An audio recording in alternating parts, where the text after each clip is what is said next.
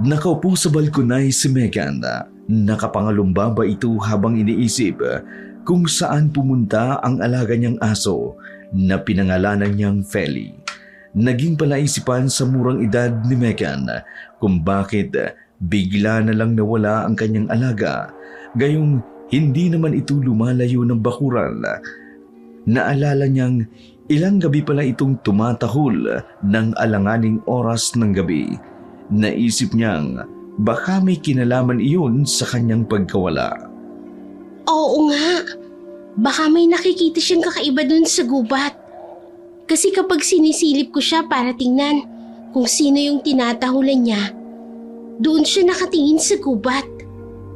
Siguro, pinuntahan niya yun, tapos naligaw siya. Baka nga hindi na siya makauwi. Kailangan ko siyang hanapin. Kailangan ko siyang sunduin. Kawawa naman si Feli ko. Pasimple niyang tiningnan ang ina na abala sa paglalaba. Maigpit ang bilin sa kanya ng kanyang ina na wag lalayo ng bahay. Kung aalis ito para makipaglaro ay magpapaalam siya para alam kung saan pupunta. Bigla pa rin niyang naalala ang sinabi ng kanyang ina na huwag susubukang pumunta sa gubata dahil may asawang daw na gumagala roon. Hindi naman totoong aswang. Kinatakot lang ako ni nanay para hindi ako umalis ng bahay. Pero kasi, baka naligaw na si Feli sa gubat. Kailangan ko siyang sunduin. Kawawa naman siya. Ilang araw na siyang nawawala. Ilang araw na siyang hindi umuuwi. Sisilipin ko lang siya sa gubat. Kapag hindi ko siya nakita, uuwi rin ako kaagad. Nang tumalikod ang kanyang ina, nagkaroon siya ng pagkakataong pumuslit. Maingat siyang tumakbo palayo para habang hindi pa humaharap ang kanyang ina. Dahil kapag nahuli siya nitong tumatakas, tiyak na mamamaga ang kanyang puwit sa palo nito. Nang makalabas na siya ng bakuran, binilasan niya ang patakbo papunta sa gubat. Sandali siyang tumigil sa tapat ng malaking bato. Inakyat niya iyon, tiningnan ang paligid. Nagbabaka sakaling mahagip ng kanyang mga mata ang alaga niyang aso. Feli? Feli, nasan ka na ba? Nandito ka ba sa gubat? Umuwi ka na! Ilang araw ka nang hindi umuwi. Tumahol ka para marinig kita. Kung naliligaw ka man, susunduin kita, Feli! Kahit anong sigaw niya ay hindi nagpaparamdam ang kanyang alagang aso. Nagpasa siyang maglakad sa pag-aakalang nakalayo ang aso niya kaya hindi na ito nakakauwi. Maya-maya pa'y napahinto siya nang makakita ng isang babaeng nasa bandang unahan. May tao doon. May ali. Baka nakita niya si Feli. Kailangan ko siyang lapitan para tanungin. Nagulat pa ang babae nang biglang magsalita si Megan. Ali, may nakita po ba kayong aso dito? Ganito po siya kalaki oh. Tapos kulay puti po siya. Sino ka? Megan po ang pangalan ko. Kayo po? Agnes. Aling Agnes, dito po ba kayo nakatira sa gubat? Baka po nakita niyo ang aso ko. Kasi ilang araw na po siyang hindi umuuwi. Baka po naligaw siya dito sa gubat eh. Ikaw bata, umuwi ka na. Hindi ka dapat pumunta dito. Po? Bakit naman po? Dito sa gubat, may aswang. Baka yung aso mong puti, kinain na yun ng aswang. Kaya umuwi ka na. Hindi ka dapat dito pumunta. Uwi na bata. Ayoko po. Hahanapin ko pa po ang aso ko. Alam ko po dito lang siya pumunta. Baka po naligaw dito sa gubat. Susunduin ko lang po. Aso? Puti? Opo, kulay puti po siya. Teka, parang nakita ko yung asong puti. Doon sa banda doon. Kaya lang, nakakatakot doon bata. May aswang doon. Kakainin tayo ng aswang doon. Doon siya nakatira sa bandang yun. Totoo Totoo po ba yung aswang? Panakot lang yun ni nanay sa akin eh. Totoo bata. Totoong aswang. Malaki siya. Nakakatakot siya. Kakain siya ng tao. Ikaw, kakainin ka niya rin. Sigurado yun. Samahan niyo na lang po akong puntahan si Feli. Susunduin ko lang po siya. Tapos uuwi na po ako. Sabi niyo po kanina, nakita niyo po siya doon. Feli? Opo, Feli po ang pangalan ng aso ko. Ah, Feli. Aso. Puti. Oo, doon. Kita ko doon takbo doon. Talaga po? Samahan niyo po ako. Ha? Oh, may aswang doon, Megan. Tatakot ako sa aswang. Yung aswang. Manyak yun. Rapist yung aswang. Delikado doon. Saglit lang naman po tayo, Aling Agnes. Ha? Sige na nga. Pero, uwi din agad ha? Opo, uuwi din po agad kapag nakita ko na po si Feli. Pumayag si Agnes na samahan siya kung saan niya nakitang tumakbo ang aso. Nasa 40 anyos na si Agnes pero may diferensya sa pag-iisip. Kaya minsan parang bata ko makipag-usap. Paputol-putol sa pagsasalita kung minsan. Hindi ito marunong maglakad ng mabagal. Patakbo-takbo ito kung kumilos dahilan para maiwan sa paglalakad si Megan. Aling Agnes, hintay naman po. Ang bilis niyo naman eh. Huwag niyo po akong iwan dito. Baka po maligaw ako. Sandali lang po. Bakit po ang bilis niyang tumakbo? Binilisan ni Megan ang pagtakbo para maabutan ang babae.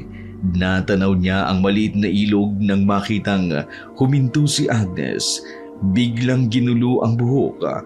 Bigla itong nataranta na tila lalong nawala sa sarili. Tumakbo itong pabalik at takot na takot. Megan, balik na. Balik na, uwi na tayo, dali. Ha? Bakit po? Hindi pa natin nakikita si Feli. Saka na lang bata, uwi na lang. Panganib, may panganib. Panganib po? Ano pong panganib?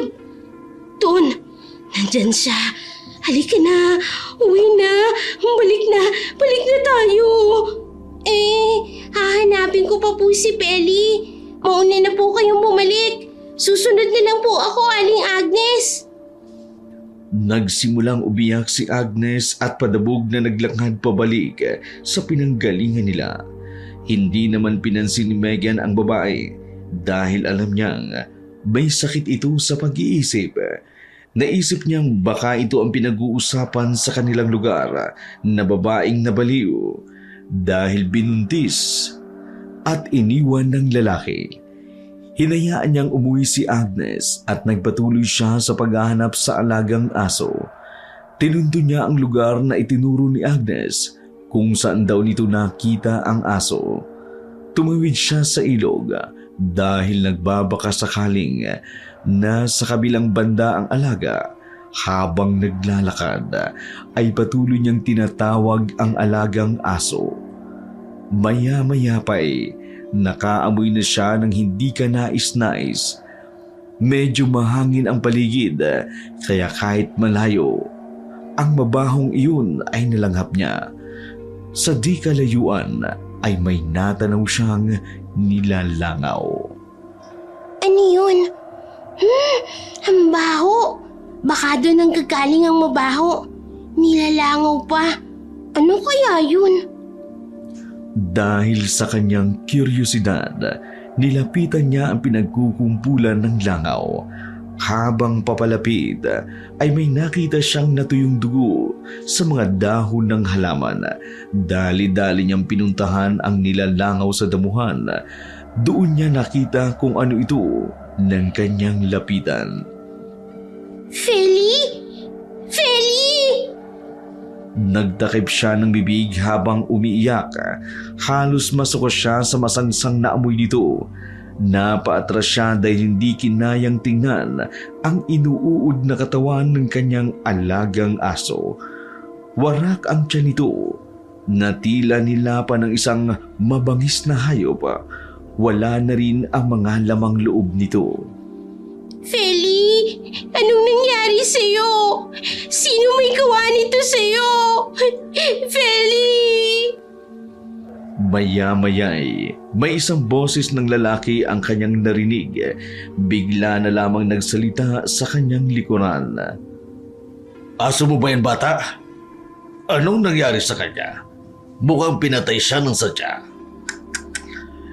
Hindi ka dapat nandito sa gubat, Ining.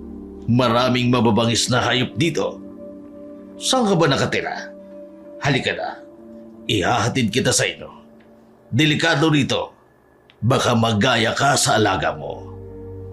Isang lalaking matangkad ang nakita ni Megan nang lingunin niya ito. May mahabang peklat ito sa mukha na parang galing sa isang matalim na bagay.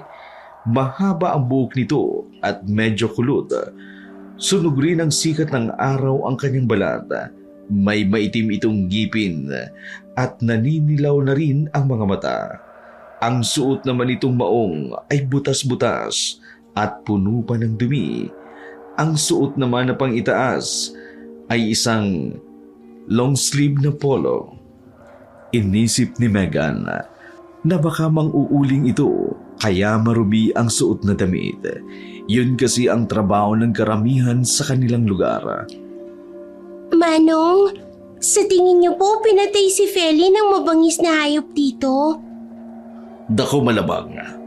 Wala namang ibang gagawa nun kundi sila. Kasi kung taong gagawa niyan, hindi mo na yan makikita dyan. Kasi kakatain na yan at iluluto na sa kagagawing pulutan. Mataba pa naman ang aso mo. Wala ka nang magagawa dyan. Hindi na yan mabubuhay pa. Malayo na ang narating mo, bata. Baliligaw ka na pabalik. Sumabay ka na sa akin. Pauwi na rin naman ako eh. Hindi pwedeng pakalat-kalat ang mga bata rito sa gubat na katulad mo. Tumakas ka sa mga magulang mo, no? Kayo talaga mga bata. Pagkatigas sa mga ulo ninyo. Anong ang pangalan mo at ilang taong ka na? Megan po. 13 na po ako. Mahilig ka pala sa aso. Meron akong tuta sa bahay. Gusto mo sa'yo na lang. Total patay naman yung aso mo.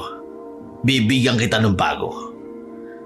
Nanlaki ang mga mata ni Megan sa tuwa, pero inisip niya ang bilin ng kanyang ina. Sabi po kasi ng nanay ko, huwag daw po akong sasama sa mga hindi ko po kakilala. Sige po, uuwi na po ako. Magagalit na po kasi ang nanay kapag sumama ako sa inyo. Ganun ba? Sandali lang. Ang pangalan ko ay Palomo. O ayan, kilala mo na ako. Kaya pwede ka nang sumama. Pero sa pangalan lang po kita kilala. Hindi naman po talaga kita kilala. Kaya uuwi na lang po ako, Manong Palomo. Paano mo ako makikilala ng lubusan kung hindi ka sasama sa akin? Tsaka sandali lang naman tayo. Babalik din naman kaagad tayo. Halika na. Magkwentuhan tayo sa bahay. Marami akong tuta doon. Pumili ka ng gusto mo. At pagkatapos ihahatid kita sa inyo. Makikipagkilala ako sa mama mo para hindi siya magalit sa'yo mamaya. O ano, okay na ba yun? Ang dami ko na kasing aso. Tapos nanganak pa at 4 na tuta.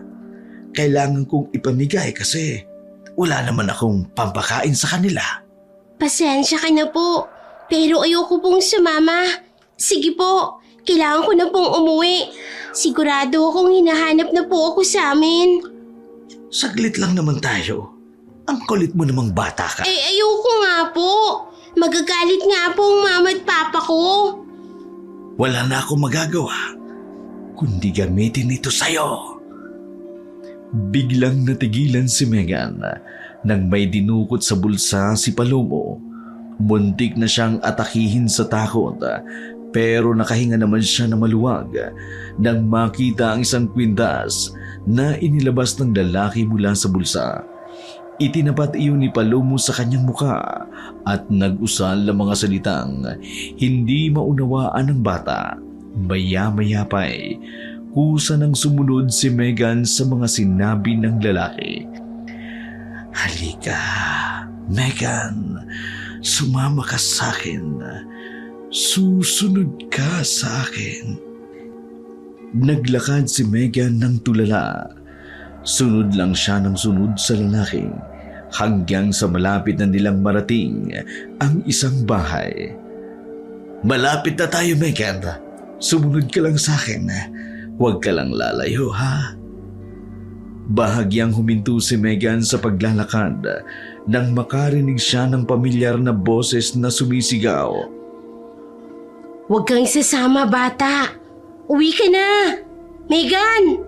Megan, gising, uy! Megan! Naramdaman ni Palomo ang paghinto ni Megan sa paglalakad, kaya lumingon ito. Bakit, Megan? Huwag kang huminto. Malapit na tayo. Nakikita mo yun? Yun ang bahay ko. Makikita mo ang mga tuta. Makakapili ka na. Kahit ilan ang kunin mo, pwede. Wala sa loob na tumango si Megan pagkatapos ay nagpatuloy sa paglalakad. Tumutol ang isip ni Megan na sumama sa lalaki, pero hindi niya makontrol ang sariling katawan. Kumakabog na ang kanyang dibdib sa kaba at namumuo na rin ang luha sa kanyang mga mata, pero wala siyang magawa. Malapit na tayo. Kaunting lakad na lang at makakarating na tayo. Humagikig ang lalaki habang nagsasalita nang marating na nila ang isang kubo na ang bubong ay gawa sa dahon ng nyug at ang dingding naman ay gawa sa mga retaso ng plywood. Napalingon si Megan sa gilid ng kubo dahil may mga tutang nag-iingay doon. Katabi ng mga tuta na yun, ang isang malaking asong nakatali. Ito ang inahin ng mga tuta. O diba ang sabi ko sa'yo, marami akong tuta. Nagustuhan mo ba? Tumango si Megan ng bahagya at ngumiti nang makita ang mga tuta. Pinapasok siya ng lalaki sa loob ng kubo. Naging sunod-sunuran pa rin sa nais ng lalaki. Nang makapasok sila sa loob, ay sinabihan siya nitong maupo sa kahoy na upuan na nasa gilid ng kubo, malapit lang sa pintuan. Umupo ka muna riyan, babalikan lang kita. May gagawin lang ako. Nakakaya naman kung hindi ko ipaghahanda ng merienda ang aking bisita. Huwag ka mag-alala. Hindi naman ako magtatagal. Kaya hindi ka maiinip. Diyan ka lang, Megan, ha? Matapos ang ilang sandali, bumalik na ang lalaki. May dala itong maliit na boteng may laman ng langis. Binuksan niya iyon, ipinahid sa buong katawan matapos ubarin ang kanyang saplot. Kahit nasa ilalim ng hipnotismo si Megan, lumabas rin ang diwa niya. Alam niya ang ginagawa ng lalaki at takot na siya ng mga oras na yun. Pero hindi siya makasigaw. Nakatulala lamang siya habang nakatingin sa lalaking unti-unting nag-iiba ang tingin sa kanya. Kakaiba na rin ang ngisi nito. Nagsimula na ang pagtulo ng kanyang mga luha. Oh, bakit ka umiiyak? Maglalaro lang naman tayo eh. Hindi naman ako nakatatakot, di ba? Maglalaro lamang tayo ng bahay-bahayan. Ako ang tatay, tapos ikaw naman ang nanay. Pagkatapos ng laro natin, pwede mo nang kunin ang tuta. Makakauwi ka na rin sa inyo. Matagal na kasi ako hindi nagkakaroon ng bisita. Dahil bisita ka, kaya makikipaglaro ako sa'yo. Paano? Uubarin mo ng suot mo at maglalaro na tayo ng bahay-bahayan. Pilit na umiiling si Megan. Nagsimula na siyang umiyak, lalo na nang maramdaman niyang kusang gumagalaw ang kanyang kamay. Sinimulan niyang hubarin ang pang-itaas na damit. Pagkatapos ay isinunod niya naman ang pang-ibaba. Pumailang lang ang nakatatakot na tawa ng lalaki na lalong nagpanginig sa katawan ni Megan. Yan nga Megan. Dapat maging masunurin ka kung ayaw mo magalit ako sa'yo. Bisita kita, kaya dapat sumunod ka sa kagustuhan ko. Ngayon, uhubarin mo na yung panloob mo. Umiyak na sumunod si Megan sa utos ng lalaki. Lalong lumakas ang kanyang pag-iyak nang makita niyang lumalapit na ang lalaki sa kanya. Nagsimula ng hawakan ang katawan. Pinilit niyang labanan ang hipnotismo ng lalaki hanggang sa unti-unti na siyang nakagagalaw. Itinulak niya si Palomo at nagtangka siyang tumakbo, pero agad siya nitong nahawakan sa braso at marahas na kinabig. Manong, ano pong ginagawa niyo? Uuwi na po ako. Tama na po. Ayoko na po. Dito ka lang! Gusto ko na po umuwi. Hinahanap na po ako ng mama ko. Parang awan niyo na po. Hindi! Dito ka lang. Hindi pa nga tayo nag-uumpisa. Aalis ka na. Kabastusan niya sa may-ari ng bahay na binisita mo. Nagsisimula pa lamang ng laro. Megan! Nagsisisigaw na si Megan ng malakas at pinagsusuntok niya ang lalaki. Pero dumulas ang kanyang kamay dahil sa langis na ipinahid ng lalaki sa katawan nito. Tumawa ng tumawa ang lalaki na para bang nababaliw na sa tuwa. Nang mapiko na ito sa ginagawang pananakit ni Megan, gumanti na ito. Sinuntok ni Palomo si Megan sa sikmura, dahilan para mamilipit sa sakit ang bata. Pagkatapos ay tinakpan ng lalaki ng kanyang kamay ang bibig ni Megan para hindi ito makagawa ng ingay. Dahil nagpupumiglas si Megan, iginapos ang kamay at paa niya, saka siya inhiga sa papag na yari sa kawayan. Huwag mo na akong pahirapan pa, Megan. Sige na. Ikaw rin lang naman masasaktan. Dapat susunod ka lang sa gusto ko. Kaso nawala ang bisa ng aking hipnotismo. Pero mas gusto ko ito. Nakakagigil ang panlalaban mo. Ipakawalan niyo na po ako. Hinahanap na po ako sa amin. Parang awan niyo na po. Promise po, Manong, hindi po ako magsusumbong. Gusto ko na po umuwi. Huwag ka maingay. Maya-maya makakauwi ka na rin. Pero depende pa rin yun sa akin. Kapag ayaw ko pang pauwiin ka, hindi pa. Hanggat hindi mo nalulubos ang katigahan ko, hindi ka makakauwi. Lalong umiyak ng malakas si Megan dahil sa takot. Lalo na kapag tumatawa ang lalaki, lumalaki ang bibig nito. Dahilan para makita ang matulis ng ngipin at ang mahabang pangil. Nagsimula namang pagapangin ng lalaki ang kamay nito sa katawan ni Megan. Tumatawa ito habang hinahaplos ang masilang bahagi ni Megan. Hindi na magawang makawala ni Megan sa mga bisig ng lalaki nang yakapin siya nito ng mahigpit at siniil ng mga halik ang liig pababa sa dibdib. Masyadong malakas si Palomo at porsigido itong halayin ang bata. Tama na po. Parang awan niyo na po.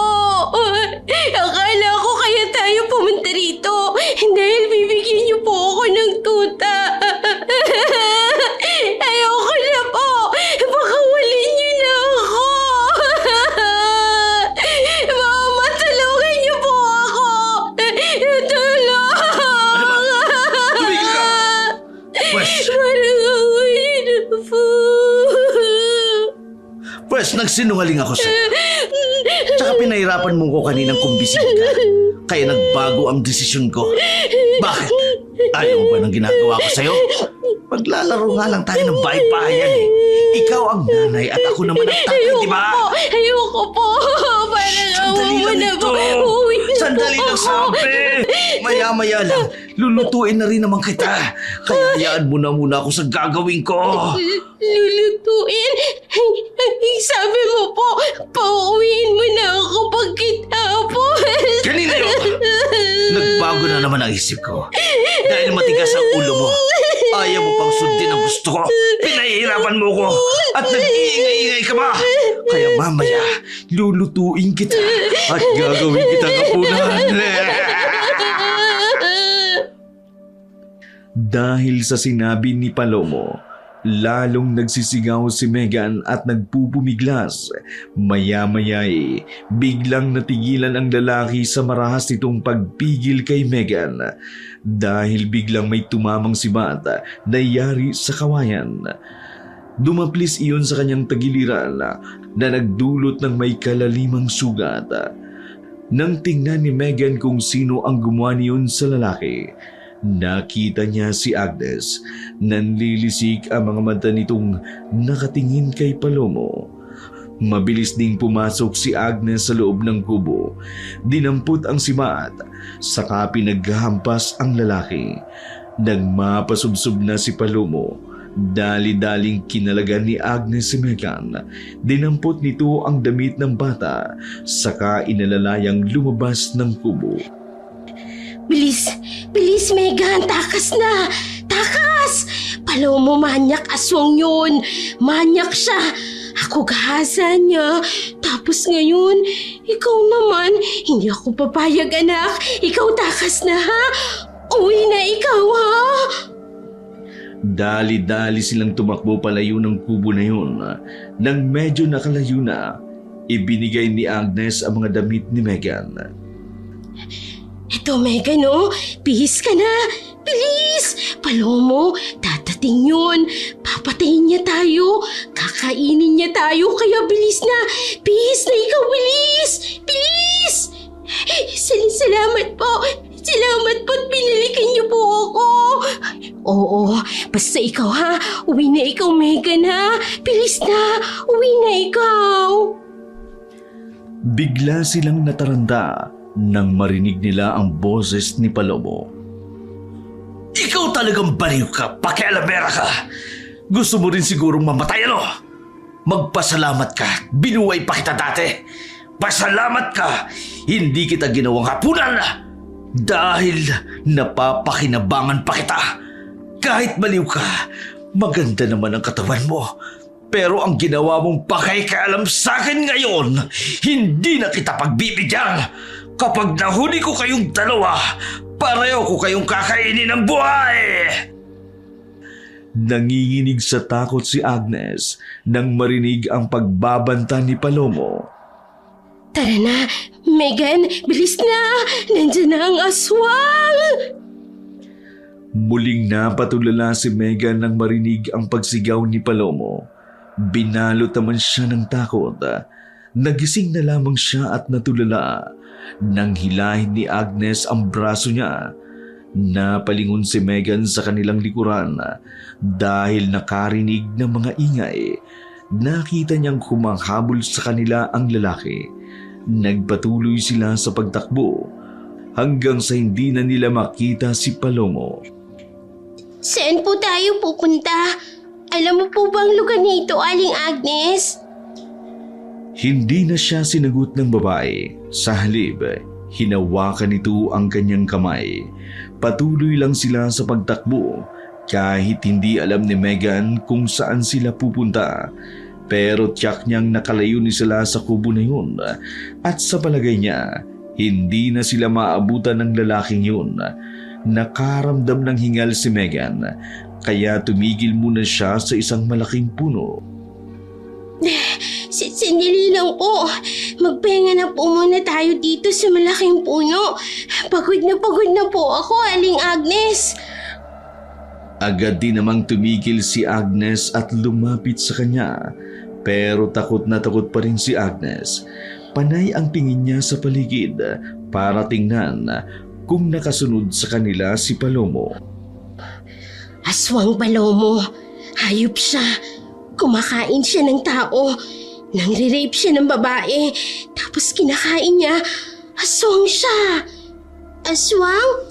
Totoo pala ang sinasabi ni Mama. May aswang po dito sa gubat. Wala pa isang minuto ang kanilang pagtigil nang biglang makarinig sila ng tahol ng mga aso. Halatang mababangis ito dahil ang pagtahol ay nahaluan ng pag-alulong. Papunta iyon sa kinaroroonan nila. Kahit hindi nagsasalita si Agnes, ay ramdam ni Megan ang pag-aalala at takot nito sa mga paparating na mga aso. Lalong nataranta si Agnes. Hinawakan siya nito sa braso. Muli siyang hindi na para tumakbo. Tara, alis na tayo. Nandyan na pala mong aswang.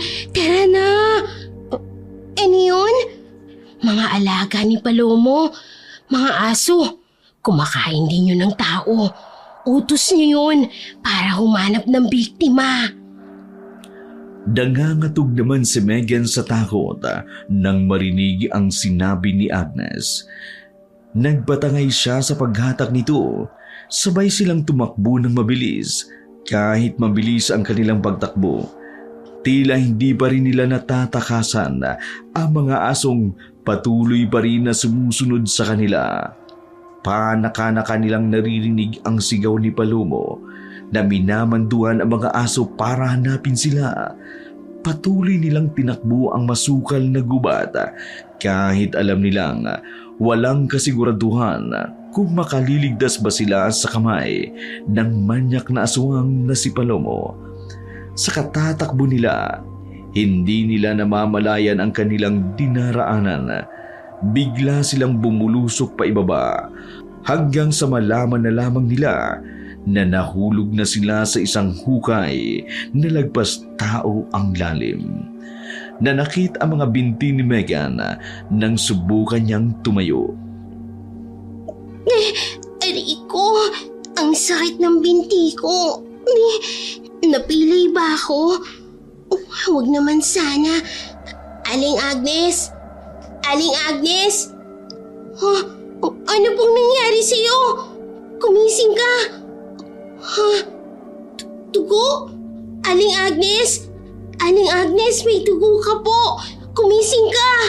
Huwag niyo po akong iwanan. Huwag ka pong mamamatay. Paano na po tayo ngayon? Masusukol po nila tayo.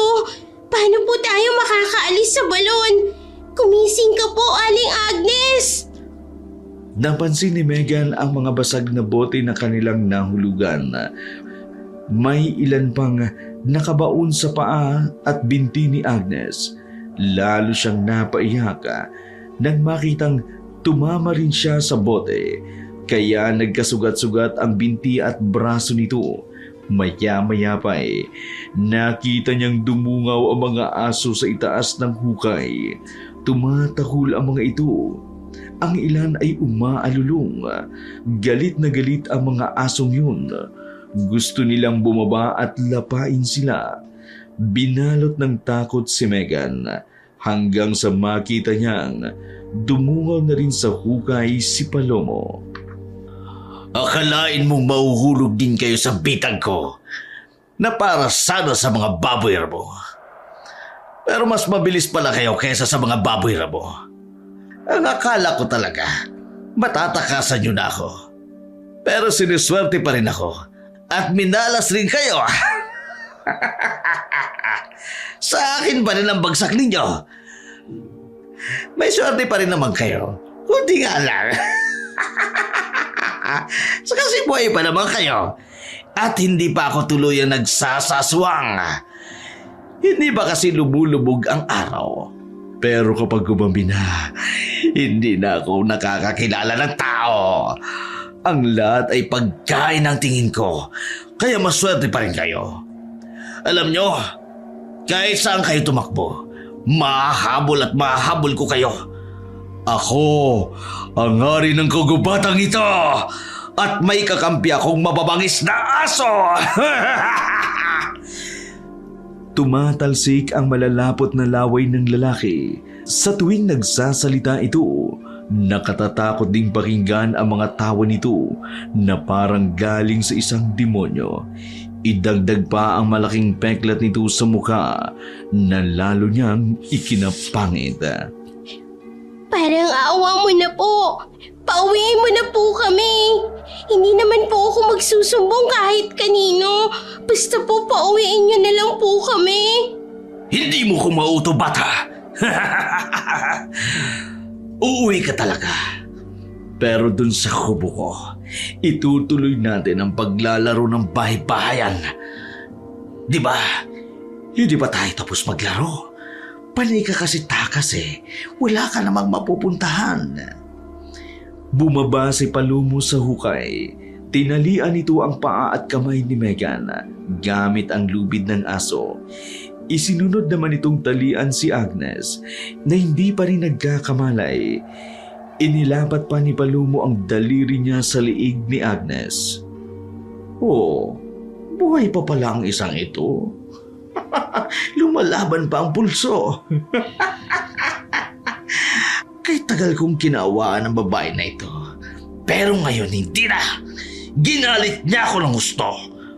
Matapos akong sibatin ng baliw na ito, pakakawalan ko lang ng ganon. Ang magandang gawin sa'yo, pakuluan at kainin ang mga lamang loob at pagsasaluan namin kayo ng aking mga alaga. Hindi ba? Tumingala pa si Palumo sa kanyang mga aso na matyagang naghihintay sa itaas ng hukay. Tila nakakaintindi naman ang mga hayop dahil sabay-sabay na nagsisitahulan ang mga ito. Nabatawan ng malakas si Palumo. Oh, nakita mo na, bata? Gusto ka rin nilang kainin. Ang mga asong yan, totoong tapat sa akin. Kaya dapat silang bigyan ng gantimpala. Huwag po, Manong. Maawa naman po kayo sa amin. Gusto ko na pong umuwi. Hinahanap na po ako sa amin. Hindi ko gawain na magsauli ng mga batang naligaw sa gubat. Pagkasabi niyon, binuhat ng Di Palumo si Megan, saka inihagi sa ibabaw ng hukay. Ganon din ang ginawa nito kay Agnes. Oh, mga alaga ko, hatakin niyo ang dalawang yan dahil baka mahulog ulit dito sa hukay. Silbahe ka! Pakawalan mo na kami! Siguradong hinahanap na ako ng mga magulang ko. Tumigil ka! Ang ingay-ingay mo. Nakakarindinala mo ba? Kapag hindi ako nakatiis, bibiyakin ko yung tiyan mo gamit itong kuko ko! Saad ni Palumo sa pagkaahon niya sa hukay, ipinakita pa niya ang matulis niyang kuko kay Megan, dahilan para matakot ang bata. Itinali niya ang dalawa sa magkabilang dulo ng pinagtabi-tabing 3 kawayan, saka pinasan at inuwi sa kanyang kubo. Mukhang masarap naman ang hapunan ko mamaya. Itong baliw naman ang ipakakain ko sa mga alaga kong aso. Pagkatapos ko sa kanya. Anong balak niyong gawin kay Aling Agnes? Masama ka! Masama ka! Tumigil ka, bata! Huwag ka mag-alala. Ipakikita ko sa'yo kung anong gagawin ko sa baliw na ito. Tapos gagawin din natin. Gusto mo ba yun, ha? Masaya yun! Gusto ko nang makauwi! Nag-aalala na ang mama ko! Nagkakawag si Megan, dahilan para mahirapan sa pagpasan si Palumo sa kanila. Sa inis ng lalaki, huminto ito sa paglalakad. Sinakal ang liig ng bata. Dahil malapit lang sa kanya ang ulo nito. Sabi ko nung huwag kang malikot eh. Ayoko sa lahat yung matigas ang ulo. Dahil kapag nagagalit ako ng gusto, papatayin kita. Hindi ka na makikita pa ng mga magulang mo. Mamumuti ang mga mata nila sa kahanap sa'yo, pero hindi ka nila makikita. Dahil sa takot ni Megan, nanahimik na lamang siya at humikbi ng tahimik. Pagkarating nila sa kubo, agad silang ibinagsak sa lupa. Dahilan para magising si Agnes. Umingit si Agnes at iginala ang paningin sa paligid. Aling Agnes, gising ka na po. Megan, anak? Balik tayo rito. Bakit? Ngumisi naman si Palomo nang magising si Agnes. Akala ko talaga'y patay ka na. Akalain mo nga naman, buhay ka pa pala. Muntik na kitang ihawin at ipakain sa mga alaga kong aso. Ikaw, pakawalan mo ang bata. Maawa ka sa kanya. Ako na lang kainin mo. Huwag si Megan. Kawawa. Kawawa bata, Palomo. Maawa ka. Kung kanina ka pa nagmakaawa sa akin, Agnes, hindi na sana umabot dito ang lahat. Kaya lang ginalit mo ko eh. Tingnan mo! Sinugatan mo pa ang tagiliran ko? Wala na akong awa ngayon. Pareho ko kayong magiging pagkain. Umiyak na lamang sina Agnes at Megan habang nagmamakaawa kay Palomo. Pero tinawanan lang sila nito. Tinanggal ni Palomo ang pagkakatali nila sa kawayan. Pagkatapos ay ipinatong niya si Megan sa papag. Inihiga naman niya si Agnes sa ibabaw ng mahabang lamesa sa loob ng kubo. Tiyan, dyan ka muna. Maya-maya, isa ka ng litsyong tao. Kukuha lang ako ng mga pampalsa para sumanap ka at mukhang wala ka ng lasa. Ikaw naman, Megan, hindi ba tinatanong mo ko kung ano ang gagawin ko sa kanya? Pwes, panuurin mo para matakot ka at susunod ka sa lahat ng gusto ko! Sa harapan ni Megan, walang awang hinalay ni Palomo si Agnes. Hindi makatingin si Megan sa ginagawa ng lalaki. Pumigit na lamang siya at panay ang sigaw ng saklolo at pagmamakaawa kay Palomo. Nang makaraos na ang lalaki, pinaliguan niya ng langis ang katawan ni Agnes. Pagkatapos ay dinala sa labas ng bahay. Muli niyang itinali si Agnes sa kawayan. Isinabit sa lutuan ng lechon. Nilagyan niya ng uling ang ilalim. Saka pinagbaga iyon. Pagkatapos ay binalikan ni Palomo si Megan. Tinabihan niya ito sa papag. Hinawi ang buhok ng bata na tumatabo na sa mukha nito. Nanginginig sa kaba si Megan dahil alam niya ang gagawin sa kanya ng lalaki. Inilapit ni Palomo ang mukha nito kay Megan. Naaboy ng bata ang mabahong hininga, dahilan para maduwal siya. Yan ang mga gusto ko. Yung wala pang karanasan, batang-bata pa. Inamoy-amoy ba ng lalaki ang buhok ni Megan? Pagkatapos ay pinasada ng haplos sa katawan nito. Huwag po. Parang away niyo na. Gusto ko na po talagang umuwi. Maawa po kayo sa akin. Alam mo bang ako ang pumatay sa aso mo? Masyado kasi siyang maingay. Kaya tinangga ko ang ulo niya. Tapos kinuha ko yung lamang loob niya at kinain. Kaso, mas gusto ko pa rin ang lasa ng lamang loob ng tao. Ang sama mo! Piniti mo si Peli! Isusumbo kita sa papa ko! Sa palagay mo ba malalaman niyo ng papa mo? Sa palagay ko hindi na. Makikita mo, dadating dito ang papa ko kasi mahal niya ako. Papatayin ka niya! Sigurado ka? Kung totoong mahal ka ng papa mo, dapat hinanap ka na niya kanina pa. Pero bakit hindi pa? Alam mo kung bakit? Dahil wala siyang pakialam sa'yo. Hindi ka niya mahal. Mahal ako ng papa ko. Hanapin niya ako, makikita mo. Sige. Hanapin niya ako. Sige. Ipupusta ko ang buhay ko pag dumating ang papa mo. No, sige. Talagang papatayin ka nun. Magtago ka ng pangit ka. Una! Sige na! Papatayin na ako kung papatayin! Pero alam mo ba, ako rin ang responsable sa mga kaliwat kanang dalagitang nawawala. Alam mo ba kung anong ginagawa ko sa kanya? Kinakain ko sila ng buhay. Pagkatapos ko silang pagsawaan. At ganun din ang mangyayari sa'yo! Ang sama-sama mo talaga, Manong. Ang sama-sama mo. Ang sama-sama mo. Tana. Sa una lang naman ito masakit. Ayaw ko na matigas ang ulo, ha? Nakita mo ang ginawa ko kay Agnes, ha? Nagpupumiglas kasi siya kanina. Kaya yun, nilitsyon ko na siya. Gusto mo ba? Gawin din kita litsyon? Maawa na po kayo sa akin. Pakawalan niyo na po ako. Di ba sabi mo darating ang papa mo para iligtas ka? O ano ngayon ang iniiyak-iyak mo riyan, ha? Aray! Busy talaga itong baliw na ito.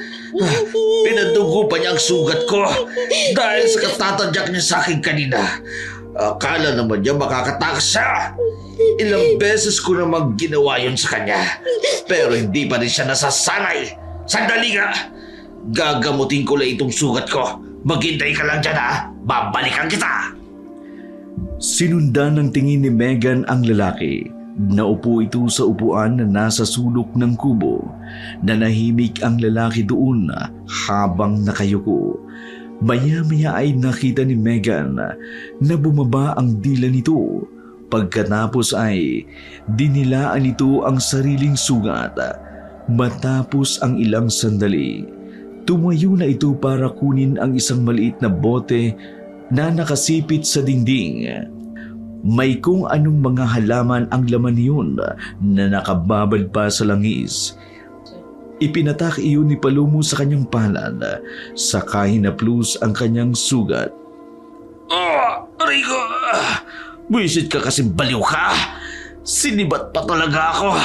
Akala niya yata'y mapapatay ako ng gano'n na lang! Mamaya, magiging pagkain ka ng aso ko! Natigilan si Palomo nang marinig niya ang mga nagtatahulang mga alaga niyang aso.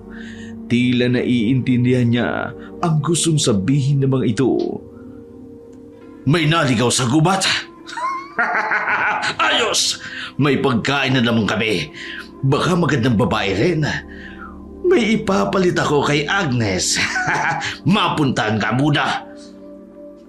Bago lumabas ng kubo si Palomo, tiningnan muna niya si Megan. Binusalan niya ito ng tela para hindi makasigaw. Pagkatapos ay lumabas na siya at isinarado ang pinto. Pagkaalis naman ni Palomo, kaagad na iginala ni Megan ang kanyang paningin sa kabuuang kubo. Naghanap siya ng patalim na pwedeng magamit sa pagtanggal ng kanyang pagkakagapos, pero wala siyang nakita. Natuon ang paningin niya sa biyak na kawayan na nakasandal sa dingding. Pinilit niyang tumayo para lapitan iyon. Ikiniskis niya ang tali ng kanyang kamay sa talim ng kawayan hanggang tuluyan ang maputol ito. Pagkatapos ay tinanggal niya ang pagkakagapos sa kanyang mga paa at inalis ang busal sa kanyang bibig. Dali-dali siyang lumabas at hinagilap si Agnes. Nakita niya itong nakasalang sa litsunan. Aling Agnes, buhay ka pa ba? Aling Agnes! Maya-maya pa'y napansin ito ang pagpitik ng paa ni Agnes. Pumapatak-patak ang dugo nito sa baga mula sa mga sugat na nakuha sa bubog. Ilang sandali pa'y duminat na ang mga mata ni Agnes dahil sa paulit-ulit na paggising sa kanya ni Megan. Nagpalingalinga ng tingin ito sa paligid. Megan? Bata? Ano nangyayari? Buhay ka! Buhay ka pa, Aling Agnes! Papakawalan po kita! Huwag ka pong malikot! Baka po bumagsak ka po sa baga! Baga? Opo! Kaya huwag po kayong malikot ha! Mapapaso ka po! Aalis na tayo! Tatakas tayo habang wala pa si Manong! Palomo? Haswang? Manyak? Nasaan siya? Umalis po siya. Nagpunta po doon. Sabi niya may naligaw daw po sa gubat. Bilis bata, bilis. Takas tayo. Opo, huwag po kayong malikot. Habang kinakalagan niya si Agnes, ay panakanakang tinitingnan niya ito. Tinitiis ng babae ang maliit na baga na pumapaso sa kanyang balat.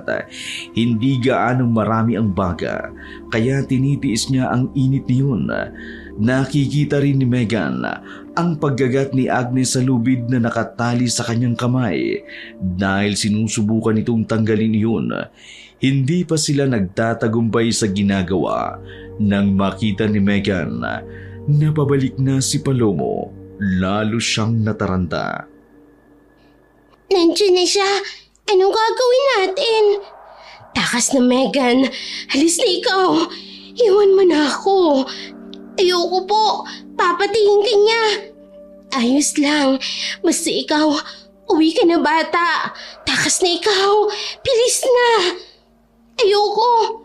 Pinalikin mo nga ako dito Tapos iiwan kita. Makakatakas din tayo. Magpatay-patayan ka po ulit. Tapos pagpasok niya po sa kubo, kalagan mo po ang sarili mo Babalik na po ako sa loob. Hindi, bata. Huwag. Takas na. Megan! Hindi pinakinggan ni Megan ang babae. Bumalik na siya sa loob ng kubo at nagkunwaring nakagapos sa kahumiga sa papag. Maya-maya pa'y pumasok na si Palomo.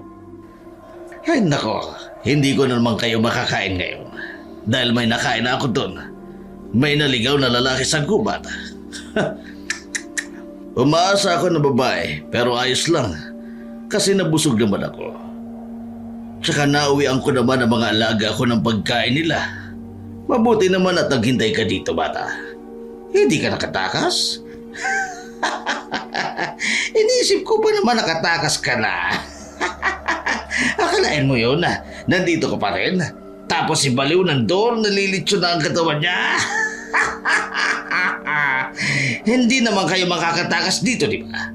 Yung mga aso ko kasi, pinakawalan ko muna. Nagkalat sila sa gubat ngayon. Kaya kung tatakas kayo, hahabulin nila kayo at lalapain. Hindi pa pala ako tapos. Dahil busog na uli ako. Babalik na tayo sa ating ginagawa. Nasaan na ba tayo, Megan? Ay, oo nga pala. May gagawin pala tayo kanina. Ano? Tumingin ang lalaki kay Megan at muling itinuloy ang masamang balak nito.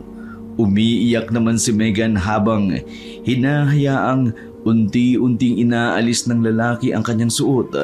Titig na titig siya kay Agnes na kinakalagan ang sarili sa pagkakatali. Sinong tinitingnan mo dyan, ha? Ang baliw mong tagapagligtas? Tingnan mo nga ang kalagayan niya ngayon. Sa tingin mo ba, kaya niya pang iligtas ang sarili niya? Nalilitsyo na siya dun sa labas.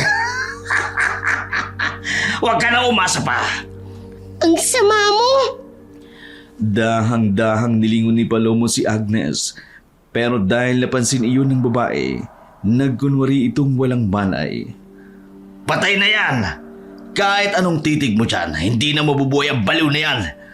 Alam mo ba kung bakit nabaliw siya? Dahil ginahasa ko siya. Isa kasi siya sa pinakamagandang babae sa lugar na to.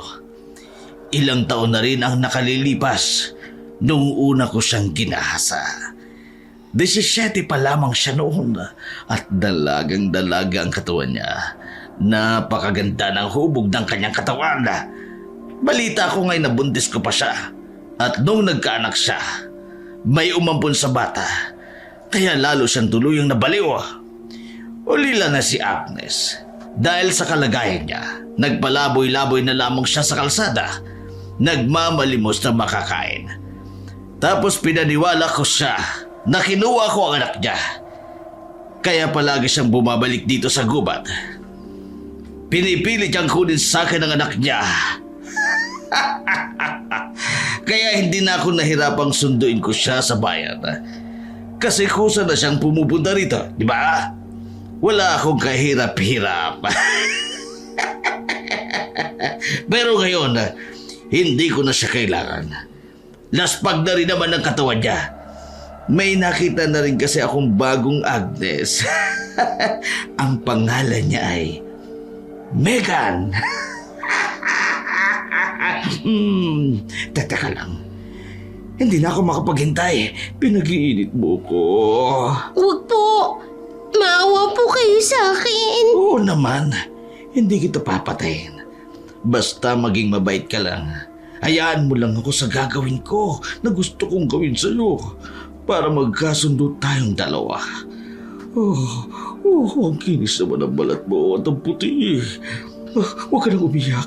Maglalaro lang naman tayo ng bahay-bahayan. Ako ang tatay at ikaw ang nanay. Masaya na ako at masarap. Pilit namang pumalag si Megan ng akmang uhubaran na siya ng lalaki. Doon nalaman ni Palomo na natanggal na ni Megan ang kanyang tali. Aba, nakawala ka na pala. Bakit hindi ka pa tumakas kanina? May pagkakataon ka na. Mukhang gusto mo rin dito. Huwag ka nang pumalag kasi. Alam mo namang kahit anong gawin mo, wala ka rin namang magagawa. Kaya tama ng pag-iyak ha, matatapos din ito. Pahubad na ang lalaki nang matigilan ito dahil narinig nito ang malakas na sigaw ni Agnes. Sinugod ni Agnes si Palomo na pumapaibabaw kay Megan. May hawak na malaking itak ang babae. Walang takot na iniunday ito kay Palomo.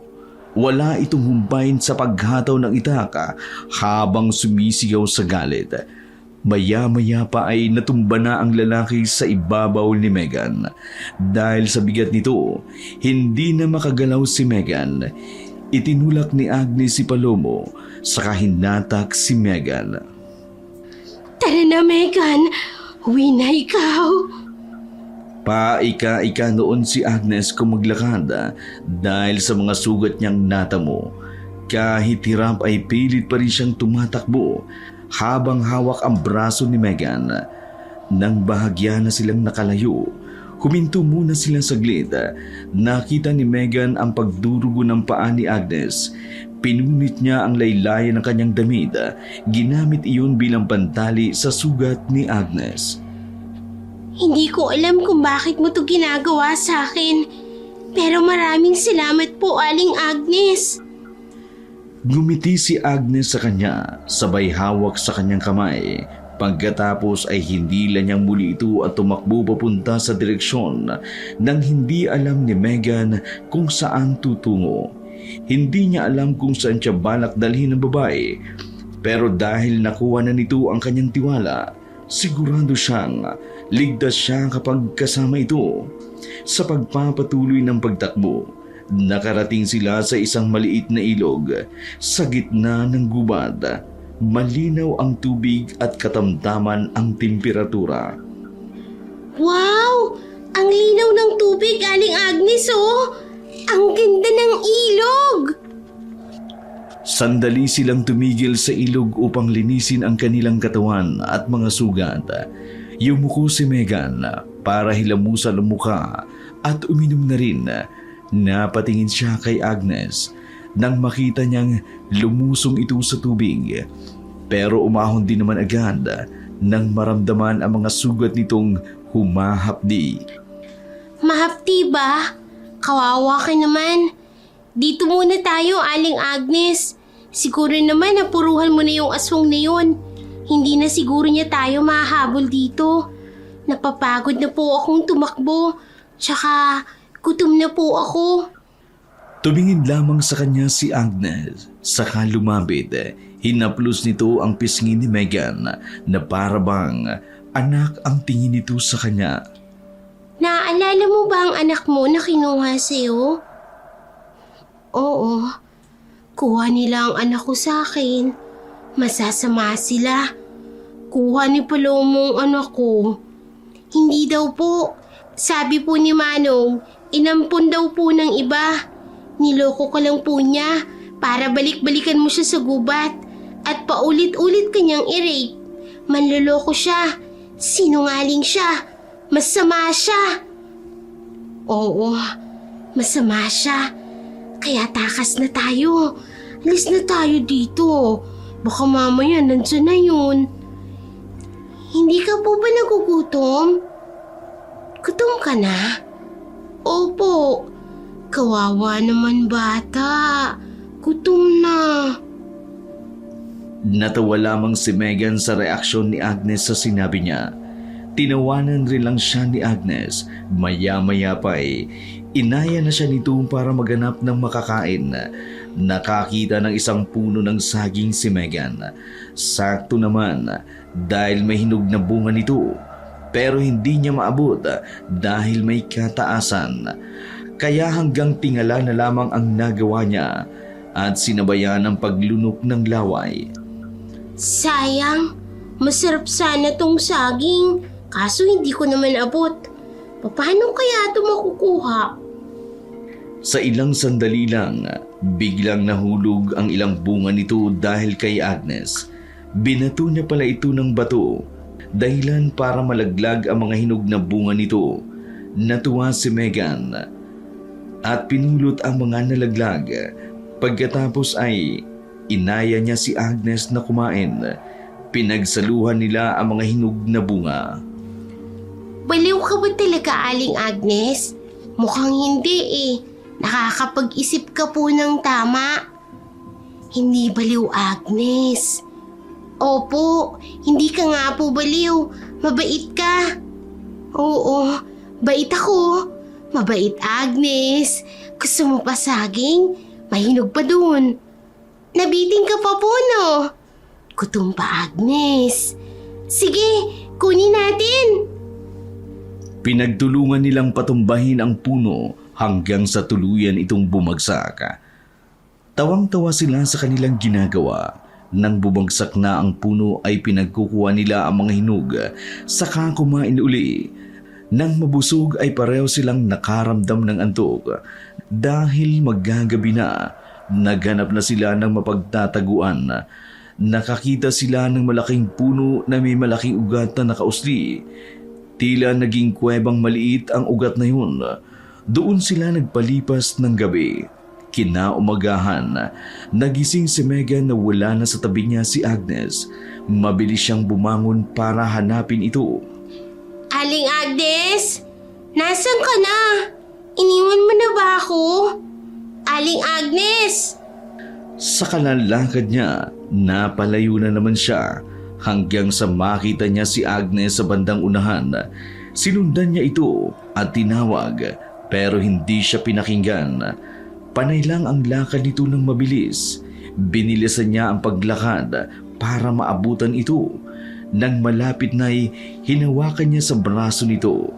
Panay ang kausap niya pero hindi siya sinasagot. Nang akmang bibitiwan niya ito, siya lamang paghawak sa kanyang braso ng mahigpit. Hinigit siya nito at hinila na halos makalagkad na. Bakit ba parang naging agresibo ka naman kung humila? Ang sakit na ng kamay ko eh. Bitiwan mo muna ako, Aling Agnes. Hindi pa rin siya pinapansin ng babae. Nang tingnan ni Megan ang kamay ni Agnes, doon niya lang napansin na kakaiba ito. Doon na siya kinilabutan. Mahaba na ang mga kuko nitong kulay itim at kulubot na rin ang balat. Sino ka? Hindi ko si Aling Agnes. Bitiwan mo ako! Biglang napatingin si Megan sa pinanggalingan ng narinig niyang boses ni Agnes. Tinawag siya nito. Nakita niya itong paika-ika sa paglalakad habang hinahabol siya. Megan! Bumalik ka! Huwag kang sama dyan! Aswang yan! Balik dito, Megan! Hindi ako yan! Aswang yan! Kumabog ang dibdib ni Megan nang marinig ang sinabi ni Agnes. Muli siyang napalingon sa babaeng kasama. Doon niya nakita ang totoong itsura nito. Dahan-dahang lumingon sa kanya ang babae at doon nanginig ang katawan ni Megan. Sino ka? Isa itong babae. Nakangisi ito at nakita ni Megan ang kulay itim niyang ngipin. Namumula rin ang mga mata nito. Sino ka? Aswang ka? Aswang! Tulong! Tulungan mo ako! Aling Agnes! Bitiwan mo ako! Bitiwan mo ako! Malapit na tayo. Huwag kang magulo dyan. Sa bandang unahan ay may natanaw si Megan na isang kubo. Malayo pa'y naaamoy niya na ang hindi ka nais-nais na hangin. Nasusuka ito na parabang may mga nabubulok ng patay na hayop sa paligid. Sa dinaraanan nila ay nakakita siya ng mga nagkalat na buto. Hindi niya alam kung buto yun ng tao o buto ng hayop. Pero nang makapasok na sila sa bakuran ng kubong yun, ay nakakita siya ng ilang bungo ng tao na nakapatong sa isang lamesang kahoy. Nang ilingan niya ang kanyang paningin, nakita niya ang mga sibat na nakatusok sa lupa na may tigi-isang ulo ng mga taong naaagnas na ang nakatusok sa matulis na bahagi nito. Ang masangsang na amoy nito ay lalong tumindi. Dahilan para masuka si Megan. Ikinulong siya nito sa kulungan na gawa sa matibay na kahoy. Pagkatapos ay umalis na rin. Pakawalan mo ako! Parang awa mo na! Ilang sandali pa'y bumalik ang matandang babae. May dala itong plato at baso. May laman iyon ng pagkain at tubig. Nilalangaw na ang pagkain na yun na parabang mais na giniling. Kumain ka na muna. Nang sa ganun ay tumaba ka ng kaunti. Dahil pagpipestahan ka na ng aking mga apo sa nalalapit kong kaarawan. Maya-maya pa'y naagaw na ang atensyon nang may marinig na kaluskos sa dumuhan. Nakita niya si Agnes nagtago roon at naghihintay ng tamang pagkakataon para makalapit. Aling Agnes, mag-iingat ka po! Nang makahanap ng tiyempo si Agnes, agad siya nitong nilapitan. Paulit-ulit kitang ililigtas. Kahit buhay ko pang kapalit, Megan. Ikaw, anak kita, hindi ako papayag na saktan ka nila. Magtago ka, bilis! May paparating! Mabilis namang nagtago si Agnes sa damuhan. Maya-maya'y dumating ang isang batang lalaki na kaedaran ni Megan. Kasunod nito ang ilang pang mga bata. Malapad ang ngiti nila nagmakita si Megan. Naglabasan ang matutulis nilang ngipin. Wow! Ito na ba siya, Lola? Mukhang masarap siya, no? Hindi na ako makapaghintay na kagatin ang balat niya. Oo mga apo. Siya ang ihahanda natin sa karawan ko. Sigurado akong magpupusok tayo mamaya. Pwede ko bang subukan sa kanya itong pana? Makikipaglaro lang ako sa kanya, Lola. Binalot ng takot si Megan nang itutok sa kanya ang pana. Nagtawanan naman ang ilang mga bata at nagkantsawan ang mga ito. Wag! Maawa ka! Katulad mo rin akong bata. Kaya maawa ka. Nakanda na sanang pakawalan ng bata ang palaso nang pigilan ito ng matanda. Huwag sa ulo, apo. Baka hindi na siya abutin sa karawan ko. Diyan na muna kayo May aayusin lang ako sa loob. Huwag masyadong paglaruan ng bihag. Hindi na yan masarap kapag patay na. Masarap kapag sariwa pa. Kapag buhay pa.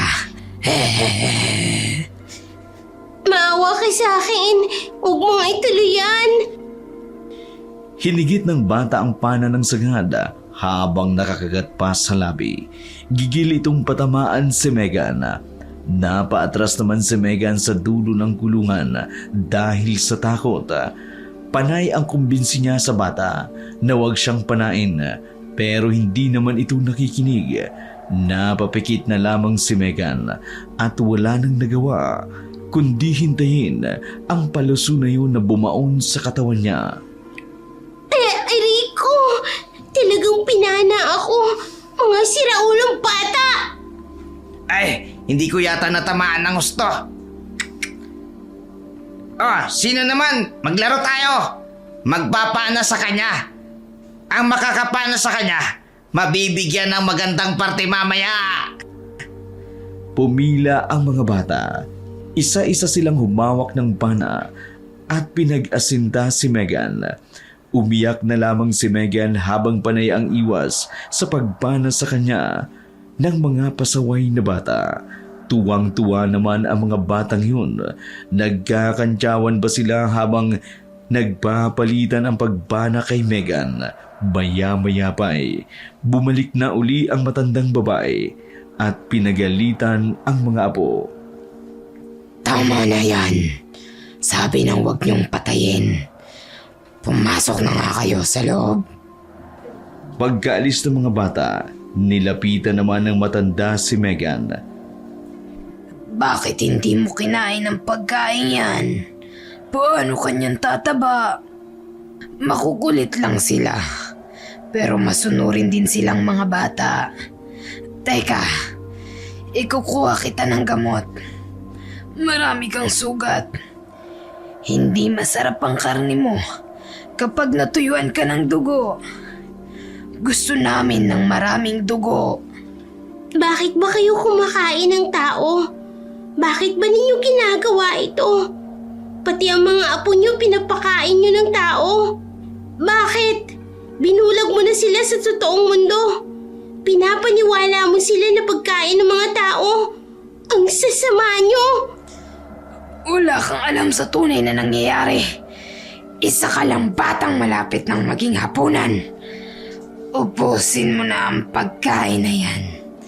At mamayang hating gabi ay magiging putay ka na sa pagkainan namin. Madilim na ang paligid, ngunit hindi pa rin makakuha ng tiyempo si Agnes. Hindi namamalayan ni Megan na idlip na siya. Nagising siya dahil sa mga ingay ng mga batang naghahabulan. Isang malaking gawa ang nakasalang sa apoy ang bumungad sa kanyang paningin. May laman itong tubig na malapit ng kumulo. Malakas ang apoy nito na siyang nagbibigay ng liwanag sa madilim na gabi. Aling Agnes, nasan ka na ba? Ang sabi mo hindi mo ako iiwan. Umalis ka na ba? Tumakis ka na ba? Iniwan mo na ba ako? Habang patagal ng patagal ay lalong kinakabahan si Megan. Alam niyang para sa kanya ang pinakulong tubig na yun. Kanina pa siya palingalinga, ngunit walang Agnes ang nagpaparamdam sa kanya. Ngunit pinanghawakan pa rin ang sinabi nitong paulit-ulit siyang ililigtas. Kahit buhay pa nito ang maging kapalit, maya-maya pa ay inagaw na ng pansin niya ng papalapit na matanda. Ihanda mo ang sarili mo, Iya. Malapit ka nang maging ulam. Ano kaya ang magandang luto sa'yo? Ginataan o kinilaw? Kasalanan po sa Diyos ang ginagawa niyo. Bakit hindi po kayo humingi ng kapatawaran sa Kanya? Alam ko pong mabait kayo. Kaso nadadala lang po kayo ng takot ng mundo. Pero may oras pa naman po para magbago. May Diyos din naman kami. At ito ang turo niya sa amin. Ang mga tao ay pagkain. Huwag niyo pong sabihin yan. Iisa lang po ang Diyos natin. Pero kahit gaano man kalaki ang naging kasalanan mo, kayang-kaya niya pa rin po kayong tanggapin. Kaya tigilan niyo na po ito. Tinawanan lamang siya ng matanda sa kanyang mga sinabi. Bakit ka po tumawa? Simula nung tinanggap ko na ang kadiliman, sa puso ko ay kinalimutan ko na ang mga ganung bagay, Iya. Pero nararamdaman ko po, may kabutihan pa rin pong natitira sa puso niyo. Kung meron man, para na lang yun sa mga bata, hindi para sa inyong mga mapanghusgang tao. Nanlilisik ang mga mata ng matanda. Naubos na ang pasensya nito sa pakikipag-usap kay Megan. Pagbalik ko, isasalang na kita sa kumukulong tubig. Humagikik siya habang paalis. Pumesto ng upo ang matanda, malapit sa malaking kawa, habang pinagmamasdan ang mga batang tuwang-tuwa namang naglalaro sa liwanag ng apoy. Nakangiti itong pinanunood ang kanyang mga apo na tuwang-tuwa dahil makakatikim naman sila ng masarap na ulam. Mga ilang sandali pa'y tumayo na ito at bumalik kay Megan. Kumukulo na iya. Nakahanda ka na ba? Gumisi ito ng nakatatakot. Pagkatapos ay binuksan na ang kahoy na kulungan at hinawakan sa buhok si Megan. Saka marahas na hinila palabas. Aray ko, ano pong gagawin mo? Huwag ka ng maraming tanong. Halika na rito at maligo ka na sa kumukulong tubig. Dinala siya nito sa isang mahabang lamesa at itinali ang kamay at paa gamit ang lubid. Pinahiga siya roon at ipinatong ang ulo sa malaking sangkalan. Dumagungdong sa takot ang dibdib ni Megan nang marinig niya ang paglagiting ng malaking itak na tila sinusubukan ang talim nito na itaga sa sulok ng mesa. Naisip ko, hiwain ko muna ang katawan mo bago kita pakuluan. Aalisin ko muna ang lamang loob mo. Wag, parang awang mo na po. Gusto ko pa pong mabuhay. Hinahanap na po ako ng mama at papa ko. Yay! Iluluto na siya ni Lola! Hinawakan ng matanda ang ulo ni Megan. Itinaas ang malaking itak.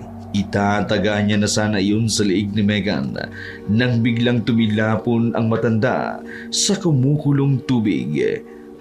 Napasigaw ito sa sakit na natamo. Nagtakbuhan sa takot ang mga bata. Agad namang naalarma ang mga kasama ng matanda. Kanya-kanyang sigaw ang mga aswang na naroon nang makita sa kabilang bahagi ang isang lalaking nakatayo. May hawak pa itong bato na nakaamba sa kanilang lahat. Si Manong, buhay pa siya? Si Aling Agnes kaya? Buhay pa kaya siya? Pagkain ko yan! Ang kapal na mukha ninyong nakawin ang pagkain ko! Mabuti na lang at nasundan ng mga alaga kong aso ang amoy ninyo. Kaya ako napadpad rito. Hindi ako papayag na kayo ang makinabang sa nahuli kong pagkain. Mga alaga, sugurin niyo sila! Labain silang lahat! Pagkasigaw ni Palomo ay pinakawalan niya ang pagkakatali ng mga asong kasama niya. Nagtakbuhan ang mga ito at sinugod ang mga aswang na naroon. Walang ligtas ang lahat. Pati na ang bata ay hinabol. Pinagkakagat ng mga alaga nitong aso. Lumapit rin si Palomo para labanan ang ibang aswang na mangkukulam na pinatay ng mga alaga niyang aso. Pilit namang gumawa ng paraan si Megan para makatakas habang naglalaban ang lahat. Maya-maya pa'y dumating na rin si Agnes para iligtas si Megan. Kinalaga nito si Megan pagkatapos ay tumakas na sila habang abala ang lahat sa pag-aaway. Habang patakas ay nakita sila ng batang lalaki. Galit na galit ito. Magbabayad kayo! Hindi kayo pwedeng makatakas! Dapat talaga! Pinatay na kita! Salot ka! Aling Agnes, umilig ka po! Papalain ka niya! Ha! Ikaw bata! Salbahe! Mabilis na hinatak ni Agnes ang batang papalapit sa kawa na may kumukulong tubig. Galit na galit si Agnes habang hinuhulog doon ang bata. Ikaw, ligo ka dyan, batang aswang! Masama ka! Megan, tayo na! Takas na tayo! Opo, tatakas na po tayo! Bilis na po! Bilis na! Takbo! Huwag nang lilingon! Takbo lang, Megan! Aling Agnes, huwag po kayong lalayo, ha? Oo, dito lang ako sa likod mo. Basta takbo lang ikaw. Diretso lang ng takbo. Bilis! Habang tumatakas sila ay narinig pa nila ang sigawan ng mga naglalabanan na mga aswang. Dumagungdong ang dibdib nila na magkahalong takot at kaba. Hindi alindana ang mga dinaraanan kahit nagkakasugat-sugat na ang kanilang mga paa. Tumakbo sila ng tumakbo hanggang sa marating nila ang bukana ng gubat. Malapit na po tayo sa amin, Aling Agnes. Natatanaw ko na po ang bahay namin. Makakauwi na rin ako. Salamat naman po. Oo, bahay nyo na. Doon bahay nyo. Bilis na, Megan. Uwi na ikaw.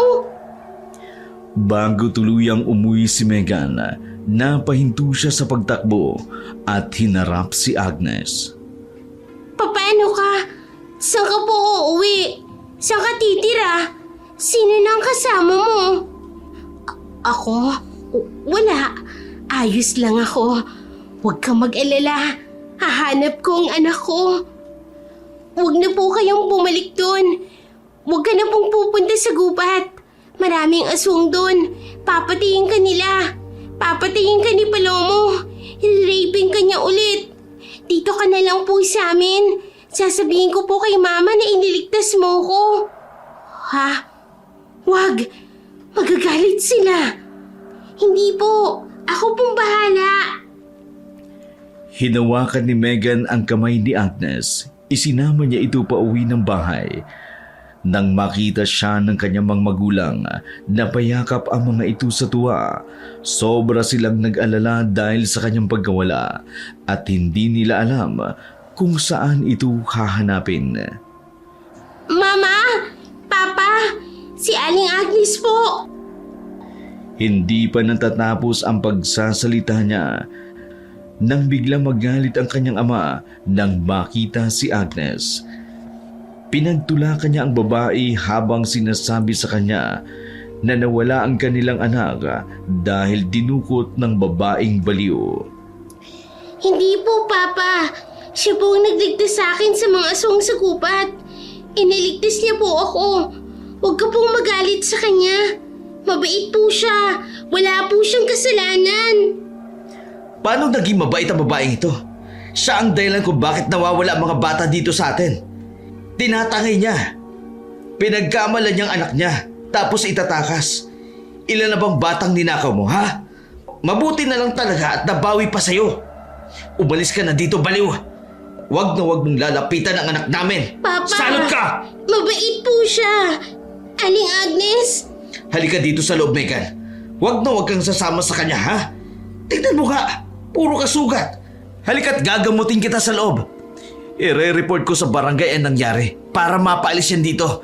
Yung babaeng baliw na yan. Papa! Mama! Maniwala po kayo sa akin. May aswang po sa gubat.